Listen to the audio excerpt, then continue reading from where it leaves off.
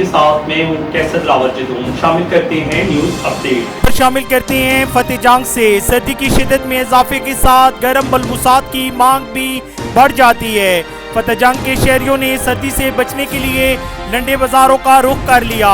Update लेते हैं वसीम अली से, इस वक्त हमारे साथ मौजूद हैं। जी वसीम अली बताइएगा। हाँ जी बिल्कुल, सर्दी की शिद्दत में इजाफे के साथ गर्म मांग भी बढ़ जाती है।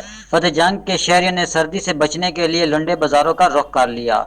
और आज के दिन की बात करें तो शदीद सर्दी की शिद्दत भी महसूस की जा रही है, लेकिन मौसम साफ है। माल बहुत महंगा हो गया है, निके निके बच्चे सोचना तो महंगा माल हो गया है। काम होता है उस टाइम, अभी काम का कारोबार का नहीं है। 20,000 का सिर्फ कट आ रहा है, वो मज़ा नहीं है काम का। जैसे काम हम लोग चाहते हैं वैसा नहीं काम है। पिछले काम थी ठीक है, अभी 20,000 का कट आ रहा है, सिर्फ 100-250 रुपये का कौन पजामा देगा। बच्चे को हर किसी को गुंजाइश होती थी, इस दफ़ा इतनी गुंजाइश नहीं है क्योंकि महंगाई इतनी बड़ी है। दूसरा हम लोग इसमें गुजारा नहीं कर सकते। शहरियों को कहना है कि पिछले साल की निस्बत इस साल लंडे की कीमतों में बहुत ज़्यादा इजाफा है।